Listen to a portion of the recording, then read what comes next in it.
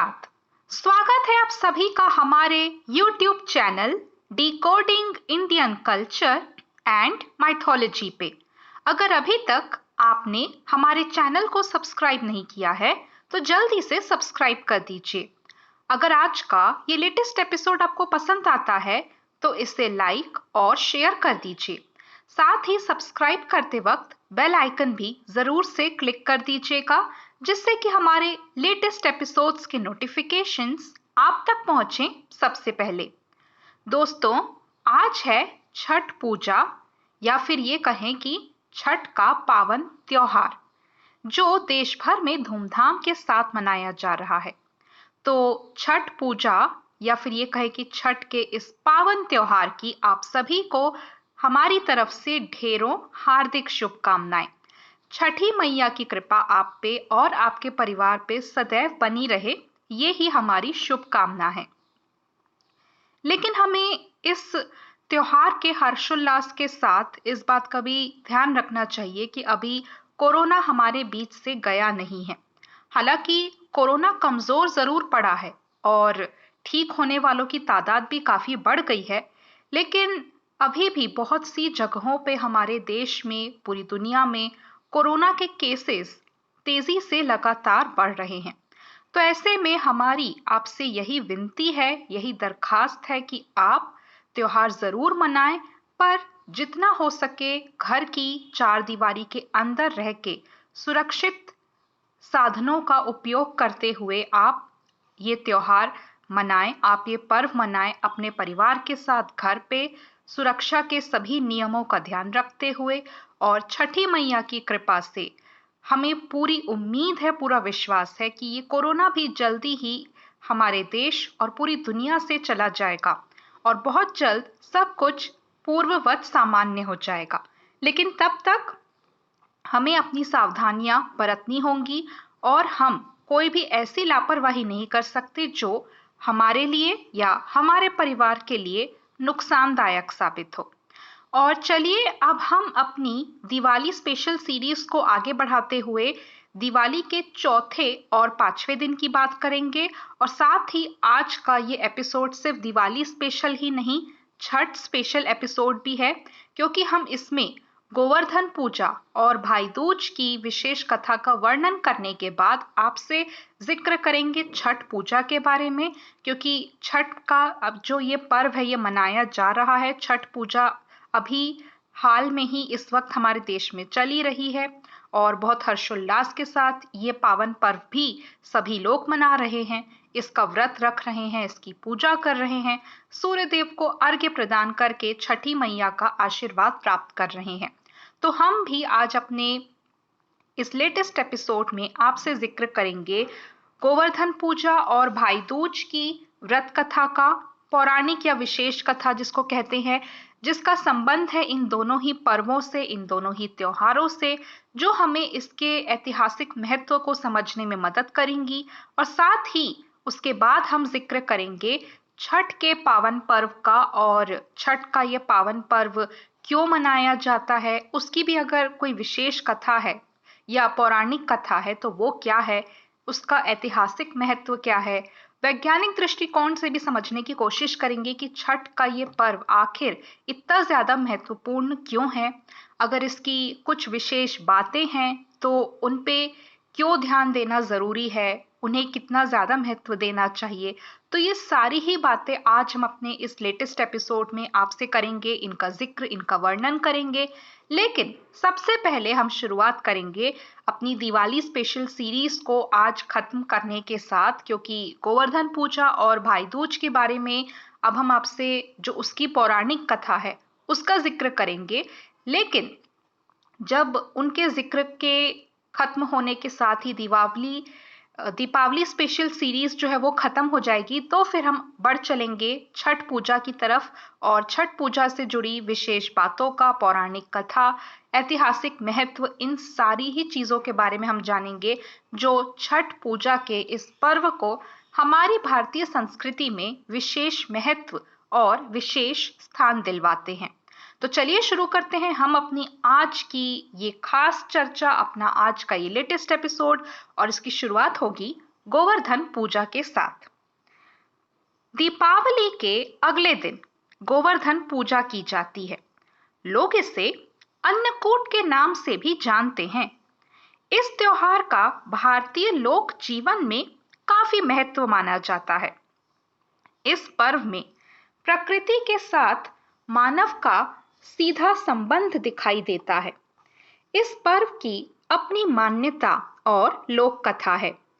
गोवर्धन पूजा में गोधन यानी गायों की पूजा की जाती है। शास्त्रों में बताया गया है कि गाय उसी प्रकार पवित्र होती है जैसे नदियों में गंगा। गाय को देवी लक्ष्मी का स्वरूप भी माना जाता है। देवी लक्ष्मी जिस प्रकार सुख समृद्धि प्रदान करती हैं, उसी प्रकार गौ माता भी अपने दूध से स्वास्थ्य रूपी धन प्रदान करती हैं। इनका बछड़ा खेतों में अनाज उगाता है।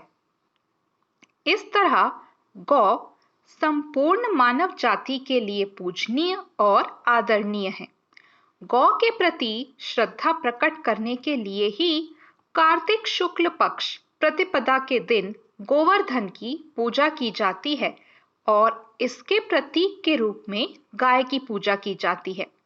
जब भगवान श्री कृष्ण ने ब्रजवासियों को मूसलाधार वर्षा से बचाने के लिए 7 दिन तक गोवर्धन पर्वत को अपनी सबसे छोटी उंगली पर उठा के रखा, तो उसके प्रभाव से गोप और सभी गोपिकाएं उसकी छाया में सुखपूर्वक रहे।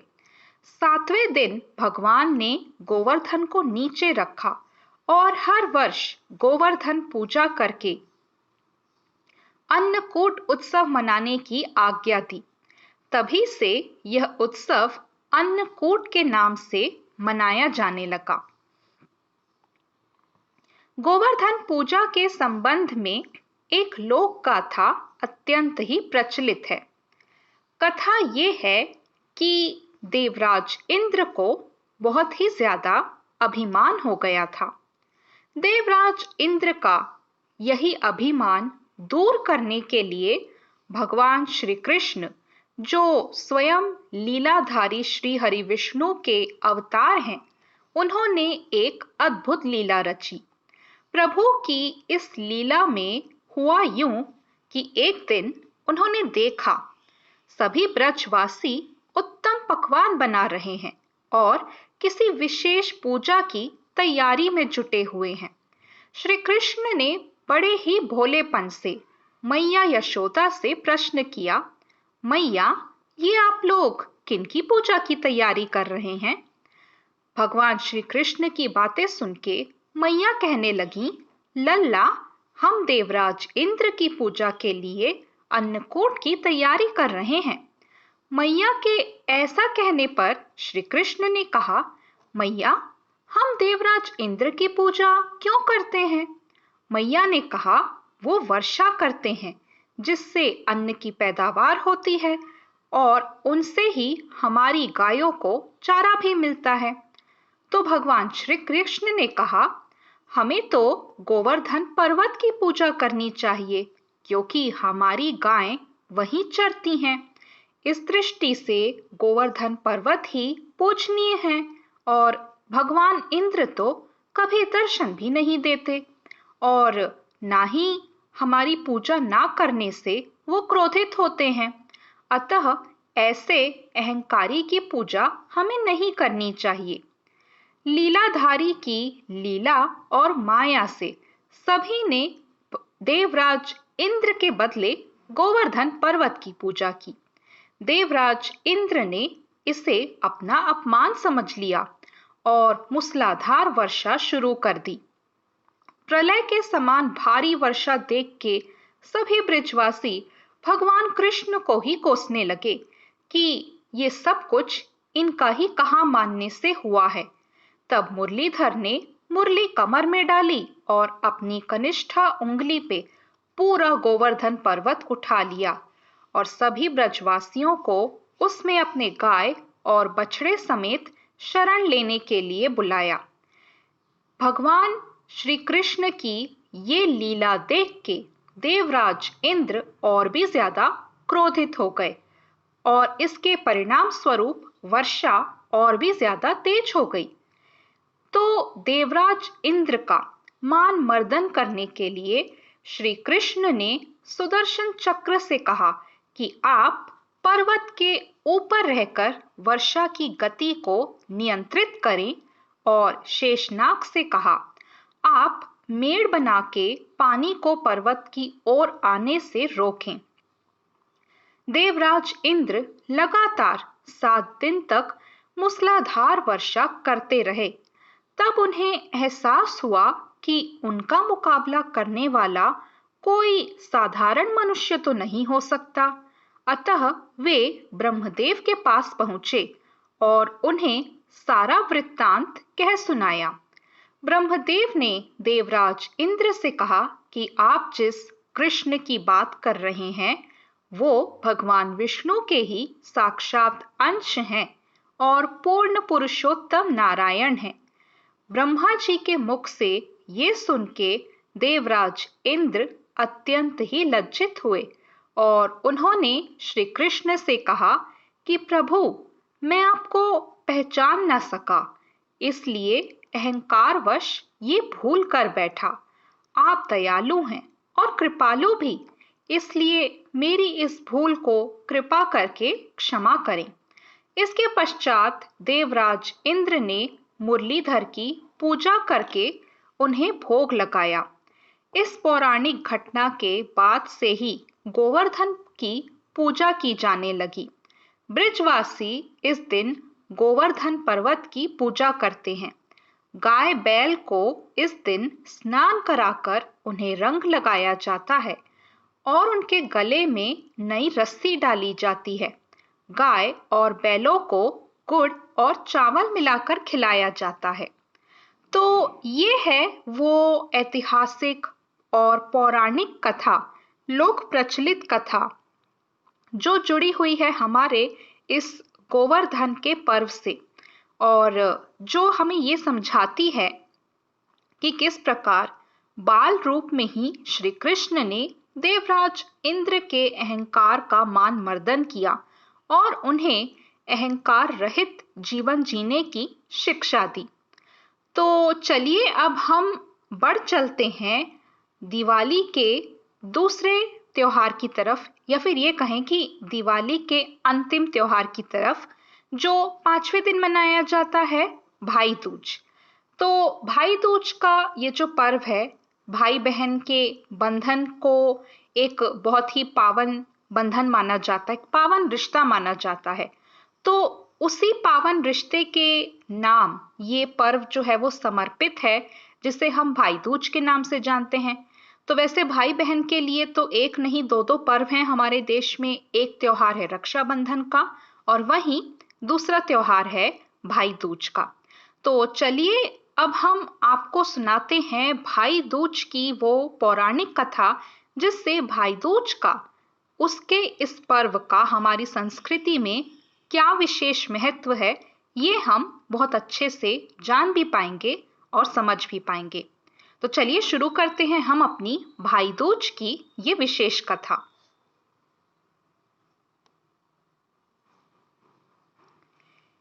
एक गांव में एक बूढ़ी माता रहती थी। उनके 7 बेटे और एक बेटी थी। बेटी की शादी हो चुकी थी। जब भी उस बूढ़ी माता के बेटे की शादी होती, फेरों के समय एक बहुत ही भयानक नाग आता और उसके बेटे को डस लेता। बेटा वही खत्म हो जाता और बहू विधवा हो जाती। इस तरह उन वृद्ध स्त्री के 6 बेटे मर गए। 7वें बेटे की शादी होना अभी शेष था।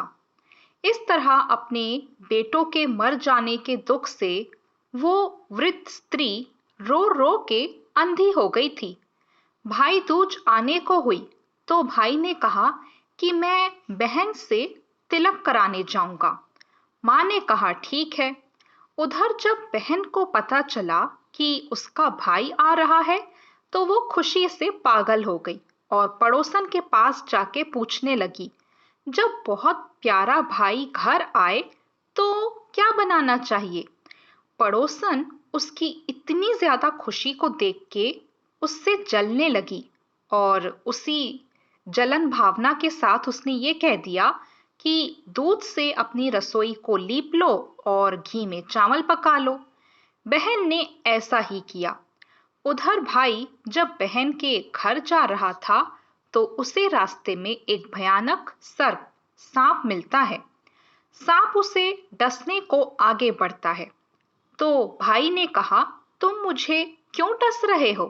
सांप कहने लगा, मैं तुम्हारा काल हूं और मुझे तुमको डसना है।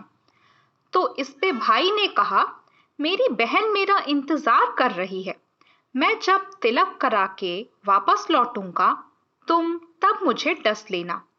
सांप ने कहा, भला आज तक कोई अपनी मौत के लिए लौट के आया है जो तुम आओगे? भाई ने कहा, अगर तुझे यकीन नहीं है तो एक काम कर, मेरे झोले में बैठ जा। जब मैं अपनी बहन के घर से तिलक करा लूंगा तब तो मुझे डस लेना। सांप ने ऐसा ही किया। भाई अपनी बहन के घर पहुंच गया। दोनों बहुत ही ज्यादा खुश हुए। भाई कहने लगा, बहन जल्दी से खाना दे दे, बहुत ज्यादा भूख लगी है। बहन क्या करे, ना तो दूध से लीपी हुई रसोई अभी तक सूखी थी और ना ही घी में चावल पके थे। भाई ने पूछा, बहन इतनी देर क्यों लग रही है, तो क्या पका रही है? तब बहन ने बताया कि हमने दूध से रसोई लीप ली है और घी में चावल पका रहे हैं। भाई बोला, पगली, कहीं घी में भी चावल पकता है या फिर दूध से भी कोई अपनी रसोई को लीपता है? गोबर से रसोई को लीप और दूध में चावल पका। बहन ने ऐसा ही किया। खाना खा के भाई को बहुत जोरों की नींद आने लगी।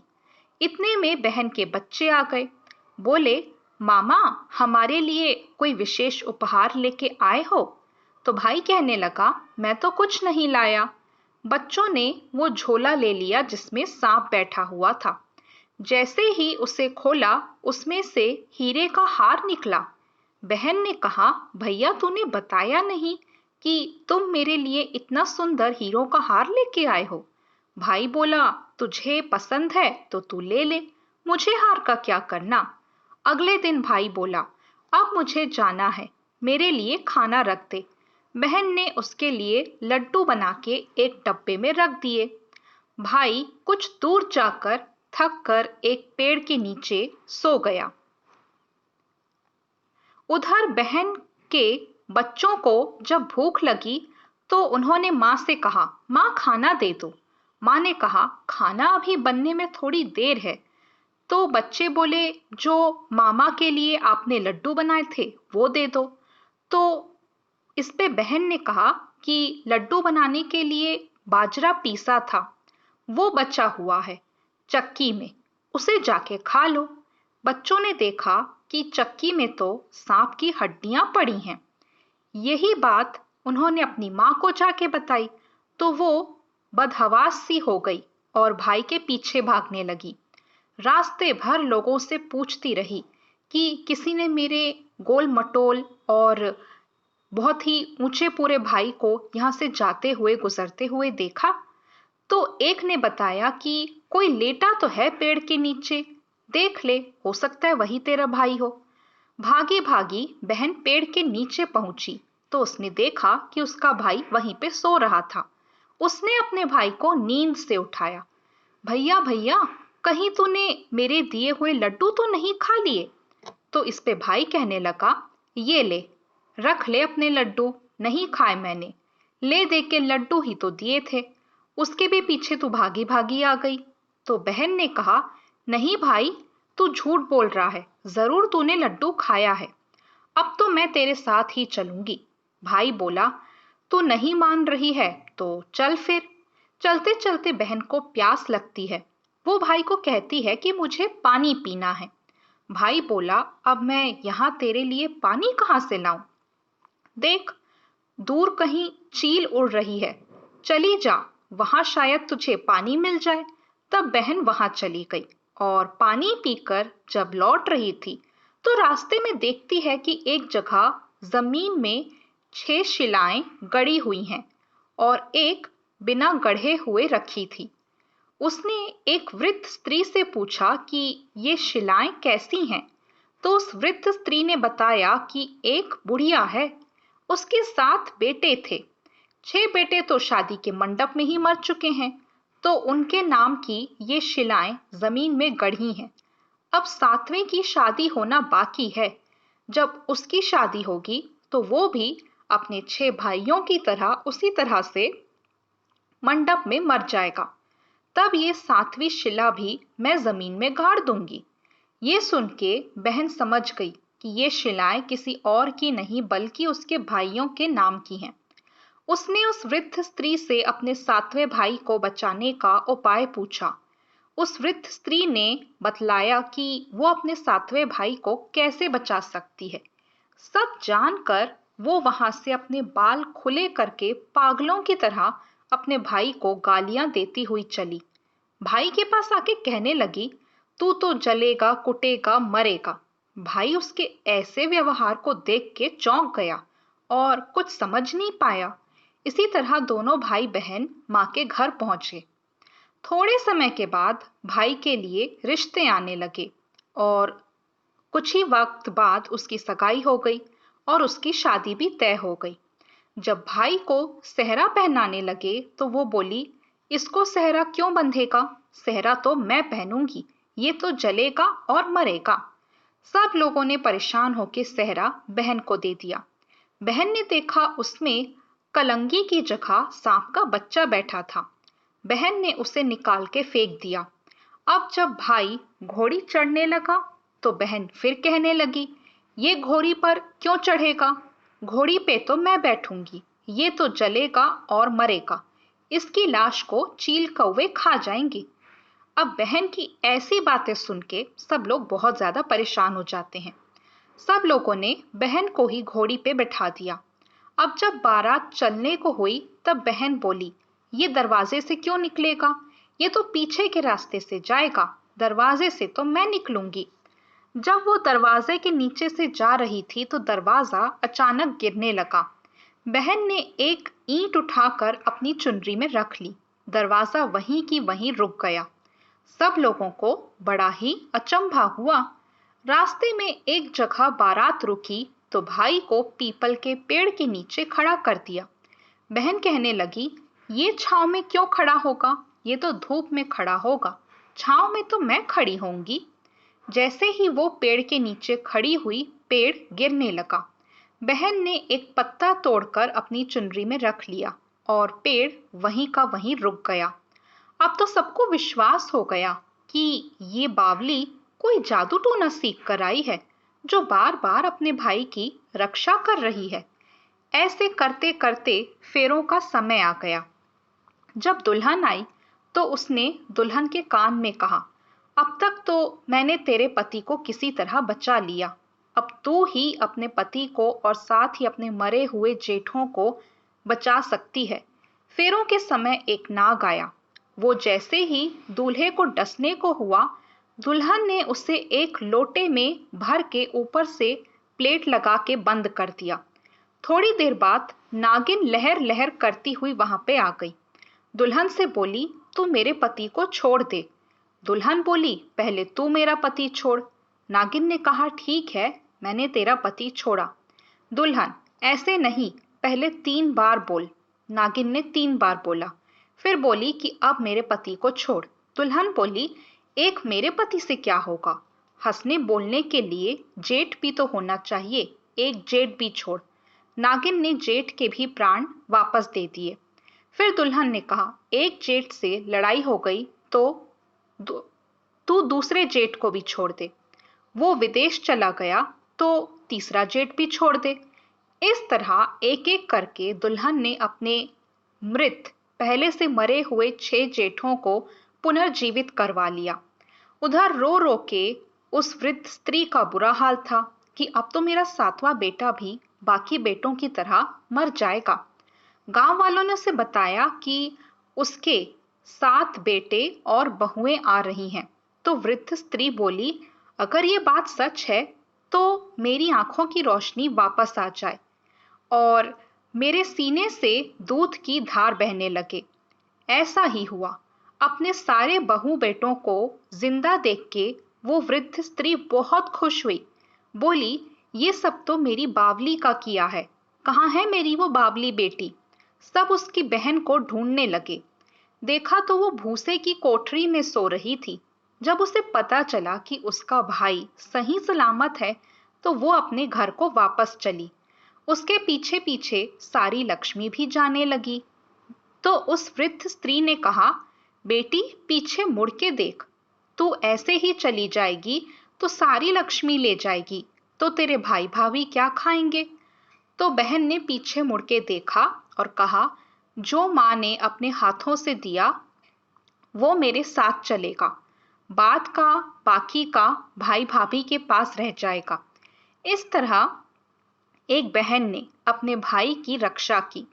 और ये है वो विशेष कथा, वो पौराणिक कथा जिसका संबंध है भाई दूज के इस पावन पर्व से, जिसमें एक बहन ने ना केवल अपने एक भाई को बचा लिया बल्कि उसके जो पहले 6 भाई मर चुके थे उन्हें भी जीवन दान दिला के पुनर्जीवित करवा दिया। और इस तरीके से उसके वो 6 भाई और उसका वो एक भाई जो मरने ही वाला था, सारे के सारे बच गए। उन 6 भाइयों के प्राण जा चुके थे पर उनके भी प्राण वापस आ गए।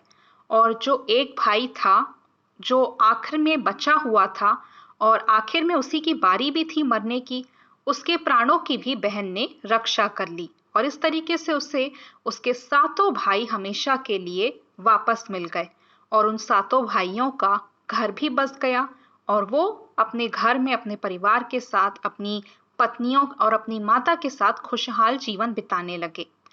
तो यहाँ पे हमें ये पता चलता है कि एक बहन अगर चाहे तो वो अपने भाइयों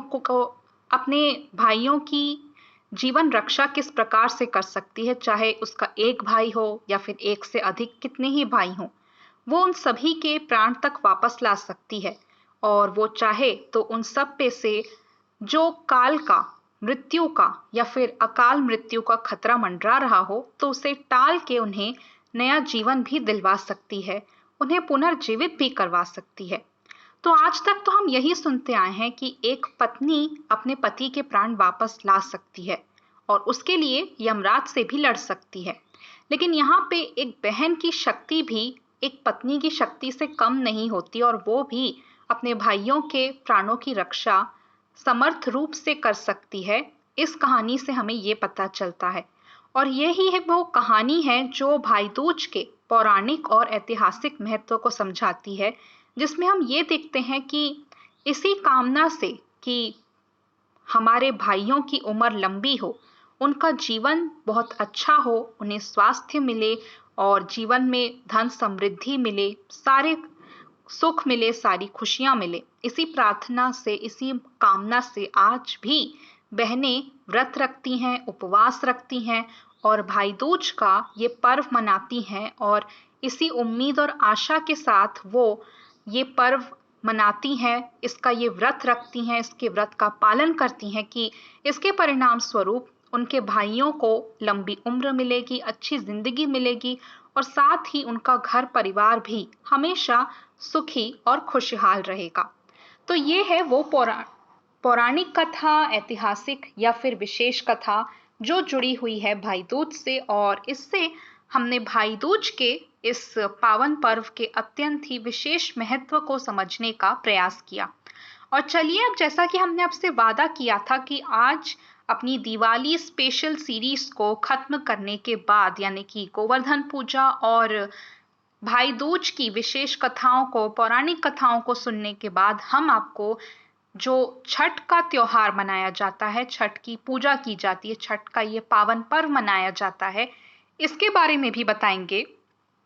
इससे जुड़ी अगर कोई विशेष कथा है और इसकी जो पूजा होती है उसके क्या विधि विधान है, उससे जुड़ी क्या खास बातें हैं, इस पूजा को करने से क्या फायदा होता है, क्या लाभ होता है, वैज्ञानिक दृष्टिकोण से भी क्या इसका कोई फायदा होता है मानव जाति को, संसार को?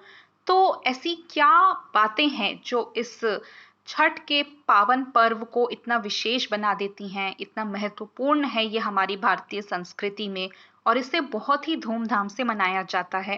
पहले तो सिर्फ बिहार और झारखंड के कुछ हिस्सों में ही ये त्योहार मनाया जाता था, लेकिन आजकल छठ का ये जो पावन पर्व है, ये जो त्योहार है, ये इतना ज़्यादा विश्व प्रसिद्ध हो गया है कि सिर्फ हमारे देश में ही नहीं अपितु दुनिया के भी कई जगहों पे, संसार के भी कई कोनों में इस त्योहार को बहुत ही हर्षोल्लास के साथ मनाया जाता है। विदेशों तक में इस त्योहार की धूम है, विदेशों तक में भी लोग अलग-अलग तरीकों से अपनी-अपनी आस्था के साथ इस त्योहार को मनाते हैं और आज ये त्योहार जो है, ये सिर्फ भारत में ही नहीं पूरे विश्व में भी बहुत ज़्यादा प्रसिद्ध हो गया है। तो क्यों आखिर ये पर्व जो है इतनी तेज़ी से इतनी लोकप्रियता हासिल कर रहा है? ऐसी क्या खास बातें हैं जो इस पर्व को इतना ज़्यादा लोगों में पसंदीदा और लोकप्रिय बना रही हैं? तो ये सारी खास बातें हम जानेंगे जो इस पर्व से जुड़ी हुई हैं और उससे हमारा पर्व ये छठ का जो त्योहार है ये इतना ज़्यादा विशेष कैसे बन रहा है, ये सब कुछ हम जानने और समझने की कोशिश करेंगे अपने आज के इस लेटेस्ट एपिसोड में। तो चलिए शुरू करते हैं हम अपनी छठ की विशेष कथा या फिर ये कहें कि पौराणिक कथा, व्रत कथा, ऐसी कथा जो हमें छठ के पौराणिक और ऐतिहासिक महत्व से रूबरू करवाती है और हम समझ पाते हैं कि वो मूल कारण क्या है, वो वास्तविक कारण क्या है जिससे कि आज छठ का ये पर्व विश्व प्रसिद्ध हो रहा है और पूरी दुनिया में आज इसके चर्चे भी हैं और लोग इसे बहुत ही आस्था के साथ, विश्वास के साथ दुनिया के कोने-कोने में अपने-अपने तरीके से मना भी रहे हैं। तो चलिए शुरू करते हैं हम छठ की विशेष कथा, छठ का ये जिक्र और इसमें हम बातें करेंगे छठ के इस पावन पर्व के बारे में।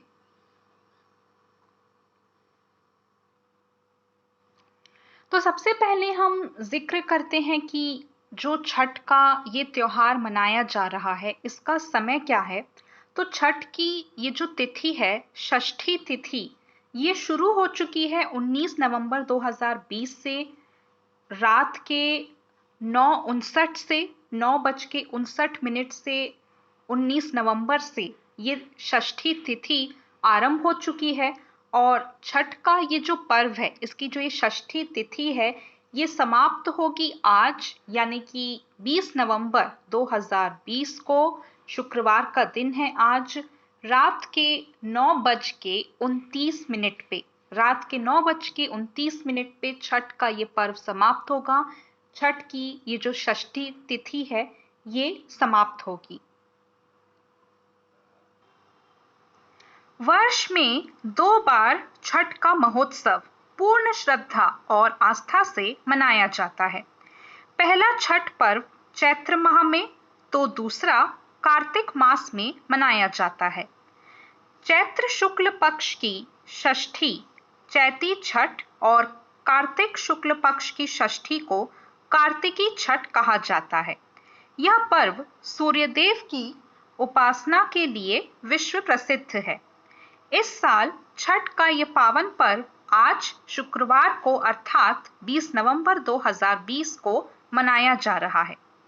मान्यता है कि छठी देवी सूर्यदेव की बहन है, इसलिए छठ पर्व पर छठी देवी को प्रसन्न करने हेतु सूर्यदेव को प्रसन्न किया जाता है।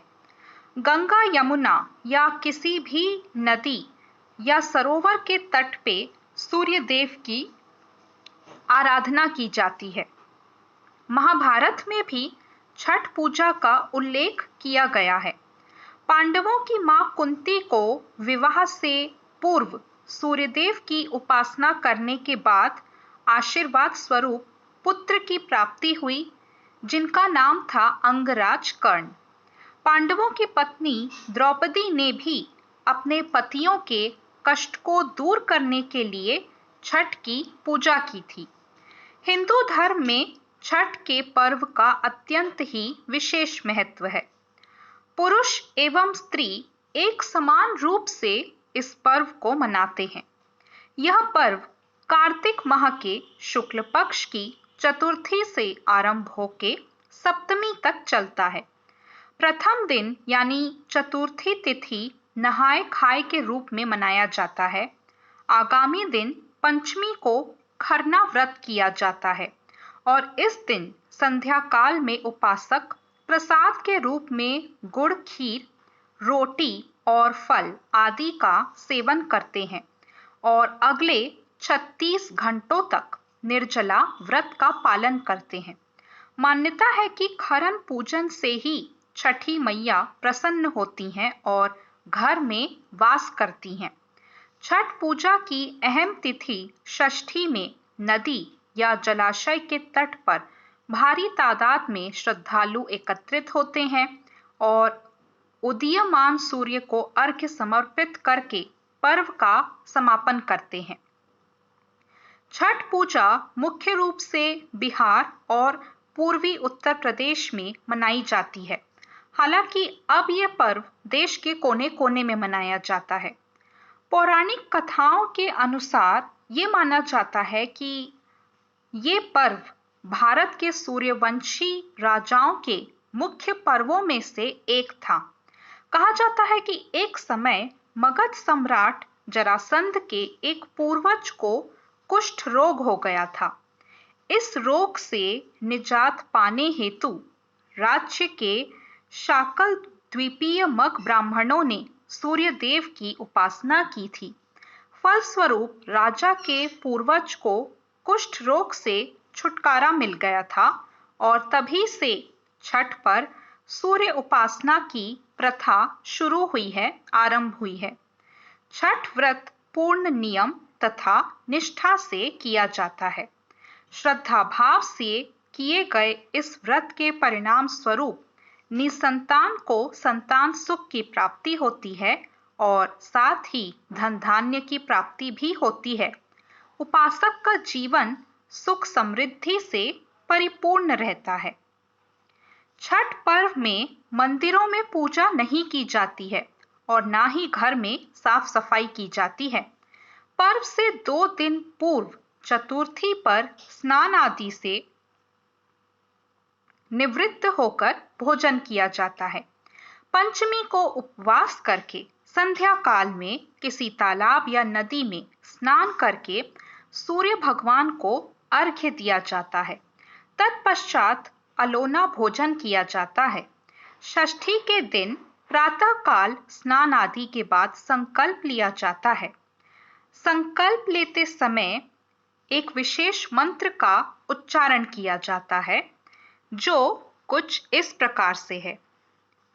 ओम अद्य अमुक गोत्रो अमुक नामाहम मम सर्व पाप नक्षय पूर्व कश रीरारोग्यार्थ श्री सूर्य नारायण देव प्रसन्नार्थ श्री सूर्यष्ठ षष्ठी व्रत करिष्ये। पूरा दिन निराहार और निर्जल रहकर पुनः नदी या तालाब पे जाके स्नान किया जाता है और सूर्यदेव को अर्घ्य दिया जाता है। अर्घ्य देने की भी एक विधि होती है। एक बांस के सूप में केला एवं अन्य फल, अलोना प्रसाद, ईख आदि रखकर उसे पीले वस्त्र से ढका जाता है।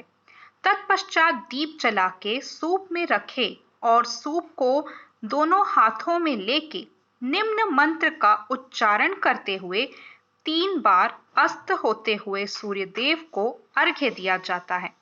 तो एक और विशेष मंत्र का उपयोग किया जाता है यहाँ पे सूर्यदेव को अर्घ्य देने के लिए, जो कुछ इस प्रकार से है।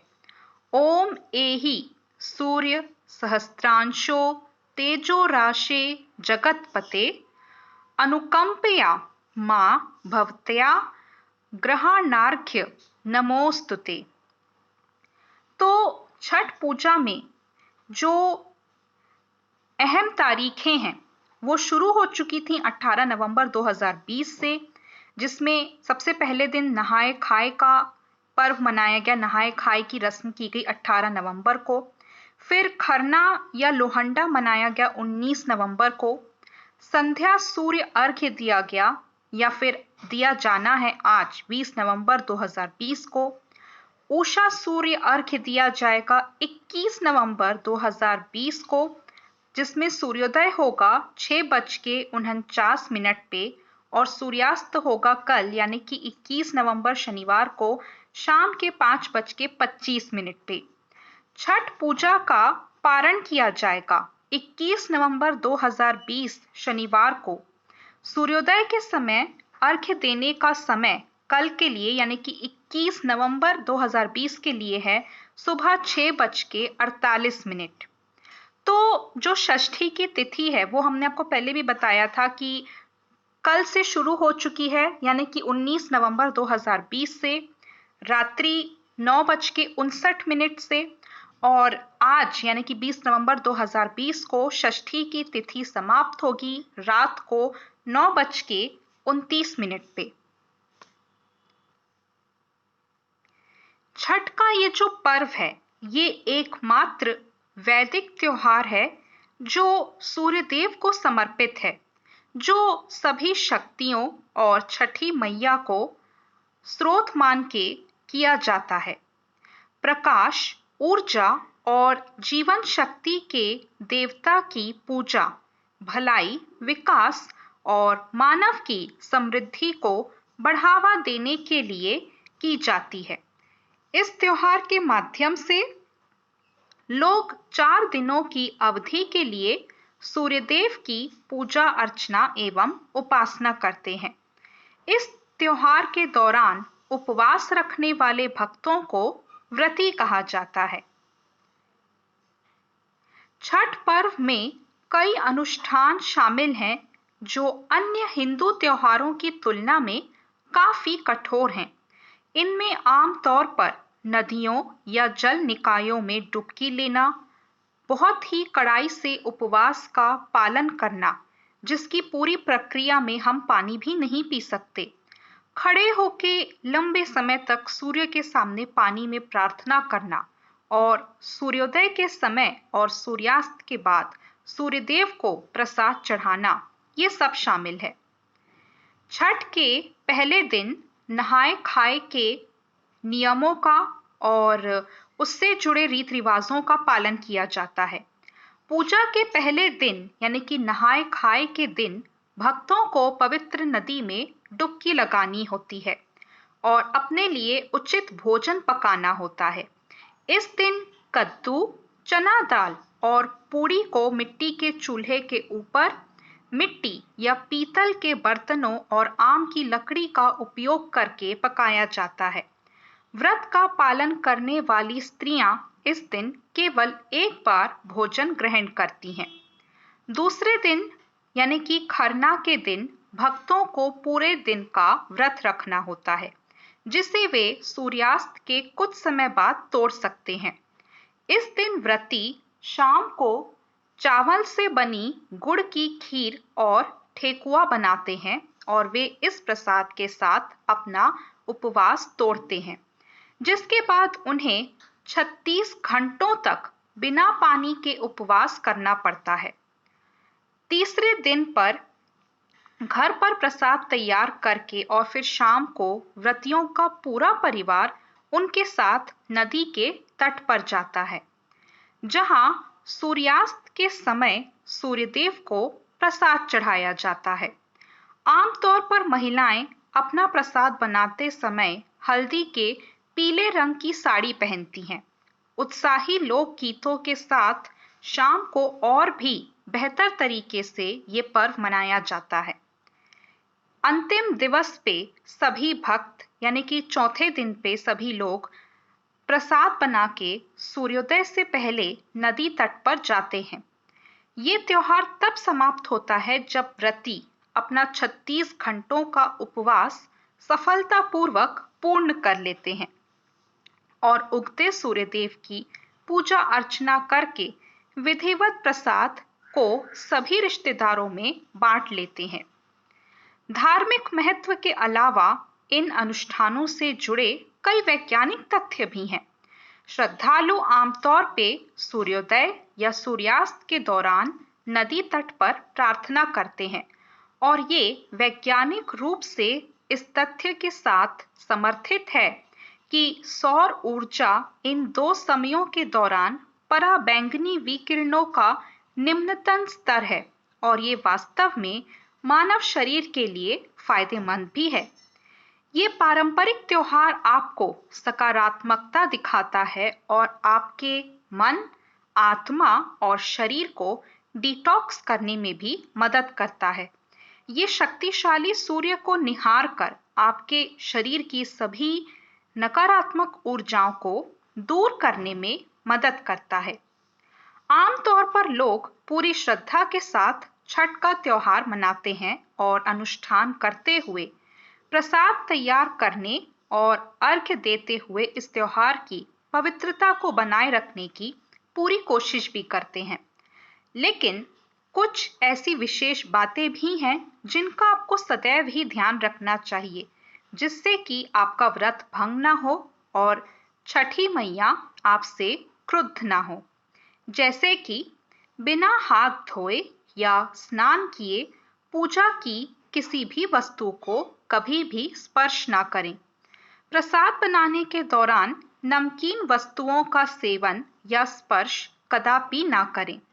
अगर आपके परिवार में कोई छठ पूजा करने जा रहा है तो मांसाहारी वस्तुओं का सेवन बिल्कुल भी ना करें। अनुष्ठान समाप्त होने तक बच्चों को पूजा के फल और प्रसाद खाने की अनुमति कतई बिल्कुल भी प्रदान ना करें। पूजा का सामान इधर उधर ना फैलाएं। पूजा के दौरान गंदे कपड़े कभी ना पहनें। केवल साफ सुथरे और नवीन वस्त्रों का ही उपयोग करें।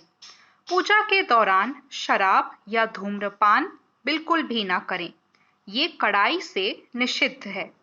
आमतौर पे ये माना जाता है कि छठ पूजा पूरी शुद्धता और भक्ति के साथ की जाती है, जो सभी परिवार के सदस्यों और दोस्तों के लिए अच्छा स्वास्थ्य और समृद्धि लाती है। तो चलिए अब हम जानते हैं कि छठ का ये जो पर्व है, इसकी पौराणिक कथा क्या है, जिससे कि इसका पौराणिक और ऐतिहासिक महत्व हम और भी ज्यादा अच्छे से समझ सकते हैं। एक पौराणिक कथा के अनुसार राजा प्रियंवद निसंतान थे। उनको इसकी बहुत पीड़ा थी। उन्होंने महर्षि कश्यप से इसके बारे में बात की। तब महर्षि कश्यप ने संतान प्राप्ति के लिए पुत्रेष्टि यज्ञ कराया। उस दौरान यज्ञ में आहुति के लिए बनाई गई खीर राजा प्रियंवद की पत्नी मालिनी को खाने के लिए दी गई। यज्ञ के खीर के सेवन से रानी मालिनी ने एक पुत्र को जन्म तो दिया, पर वो तो मृत पैदा हुआ था। राजा प्रियंवद मृत पुत्र के शव को लेके शमशान पहुंचे और पुत्र वियोग में अपने प्राण त्यागने लगे। उसी वक्त ब्रह्मा की मानस पुत्री देवसेना प्रकट हुई। उन्होंने राजा प्रियंवद से कहा, मैं सृष्टि की मूल प्रवृत्ति के छठे अंश से उत्पन्न हुई हूँ, इसलिए मेरा नाम षष्ठी अर्थात छठी भी है। तुम मेरी पूजा करो और लोगों में इसका प्रचार प्रसार करो। माता षष्ठी यानी कि माता छठी के कहे अनुसार राजा प्रियंवद ने पुत्र की कामना से माता का व्रत विधि विधान से किया। उस दिन कार्तिक मास के शुक्ल पक्ष की षष्ठी थी। इसके फलस्वरूप राजा प्रियंवद को संतान सुख एक बार फिर से प्राप्त हुआ। एक और पौराणिक कथा के अनुसार लंका के राजा रावण का वध कर अयोध्या आने के बाद भगवान श्री राम और माता सीता ने राम राज्य की स्थापना के लिए कार्तिक मास के शुक्ल पक्ष की षष्ठी को उपवास रखा था और सूर्य देव की पूजा अर्चना की थी। पौराणिक कथाओं में छठ व्रत के प्रारंभ को द्रौपदी से भी जोड़ के देखा जाता है। द्रौपदी ने अपने 5 पांडव पतियों के बेहतर स्वास्थ्य और सुखी जीवन के लिए छठ का व्रत रखा था और सूर्यदेव की उपासना की थी, जिसके परिणाम स्वरूप पांडवों को उनका खोया हुआ राजपाट एक बार फिर से वापस मिल गया था। महाभारत के अनुसार दानवीर कर्ण सूर्य के पुत्र थे और प्रतिदिन सूर्य की उपासना करते थे। कथानुसार सबसे पहले कर्ण ने ही सूर्य की उपासना शुरू की थी। वो प्रतिदिन स्नान के बाद नदी में जाके सूर्य को अर्घ्य दिया करते थे। वैसे तो छठ के व्रत के संबंध में अनेक कथाएं प्रचलित हैं, पर ये वो कुछ मूल कथाएं हैं जिनसे कि छठ का ये जो व्रत है ये इतना महत्वपूर्ण क्यों है ये हम समझ पाते हैं। जिसमें कि हमने राजा प्रियंवत की कथा सुनी और देवी सीता और भगवान श्री राम ने भी उनकी पूजा की।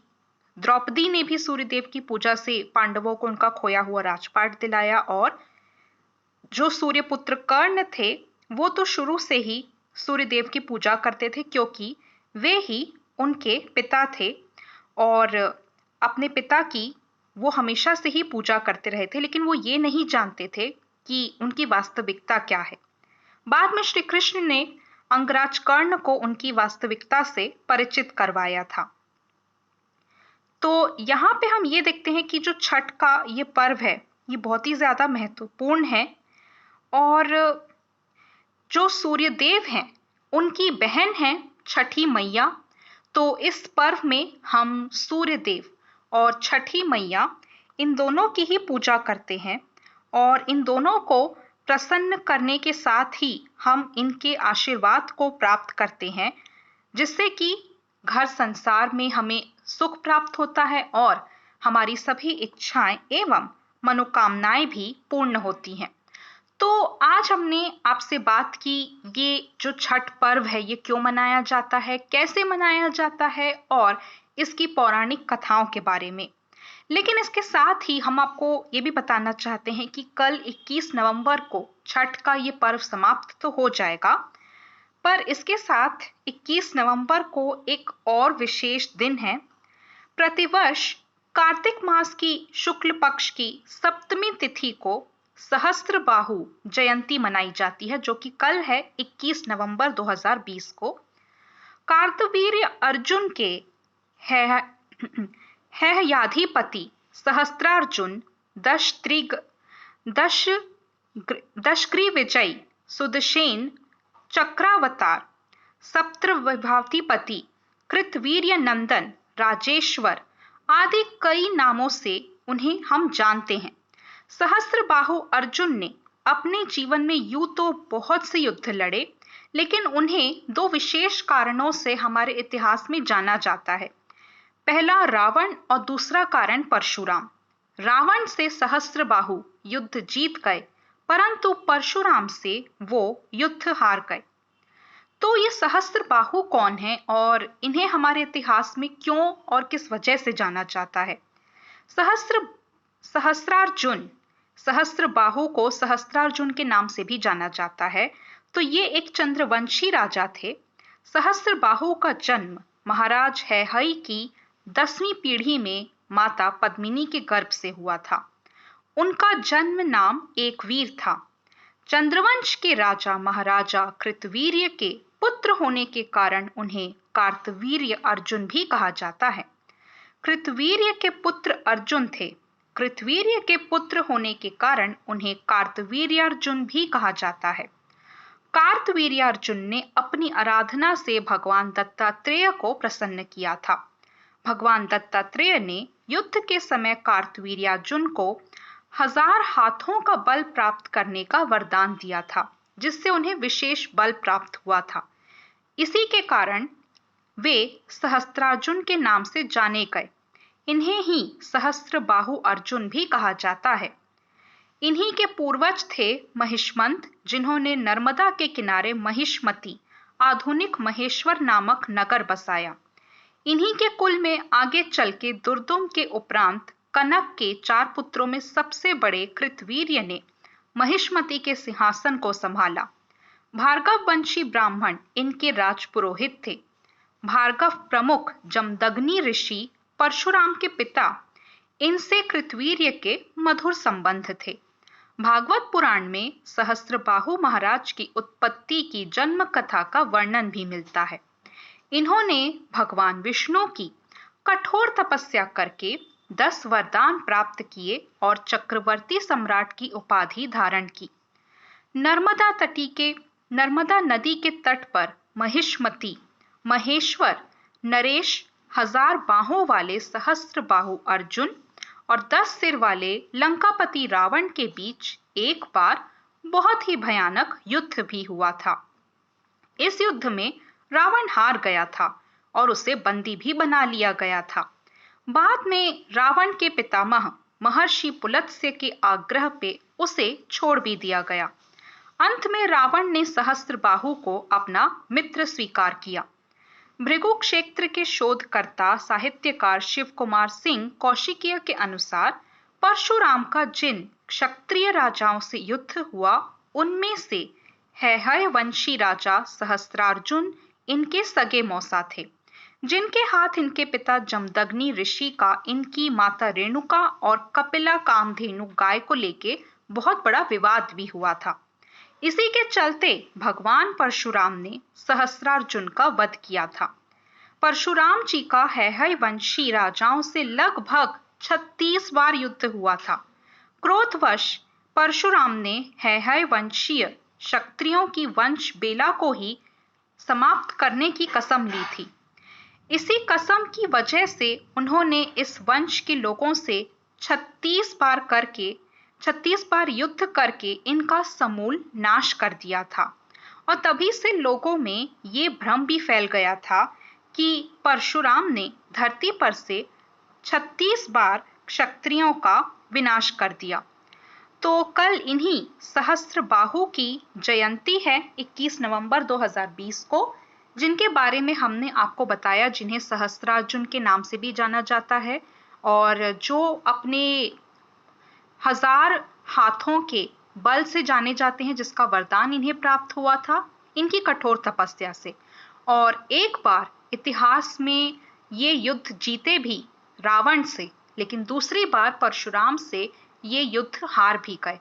तो एक बहुत बड़े राजा थे, एक बहुत बड़े भक्त थे और एक बहुत वीर योद्धा भी थे सहस्त्रार्जुन, सहस्त्रबाहु, जो इतिहास में अपने पराक्रम की वजह से जाने जाते हैं। लेकिन परशुराम के हाथों इनकी हार हुई थी, ये भी इनके नाम के पीछे एक वजह छिपी हुई है, जिसमें हम ये देखते हैं कि शक्तिशाली होने के बावजूद परशुराम से इन्हें पराजित होना पड़ा था। तो कल इन्हीं की जयंती मनाई जाएगी 21 नवंबर 2020 को। और इसी के साथ आज का ये लेटेस्ट एपिसोड हम यहीं पे समाप्त करते हैं, जिसमें हमने आपको गोवर्धन, भाई दूज और छठ पूजा, इन सभी की विशेष कथाएं सुनाई, पौराणिक कथाएं, इसके महत्व को समझने का प्रयास किया। और कल यानी कि 21 नवंबर 2020 को सहस्त्रबाहु जयंती मनाई जाएगी, उसके बारे में भी हमने आपसे जिक्र किया। तो इसी के साथ हम अपना ये लेटेस्ट एपिसोड यहीं पे समाप्त करते हैं और आपसे वादा करते हैं कि आपकी और हमारी मुलाकात होगी बहुत जल्द। तब तक अपना ख्याल रखिए और छठी मैया का आशीर्वाद प्राप्त कीजिए। Till then take care, good bye, Tata.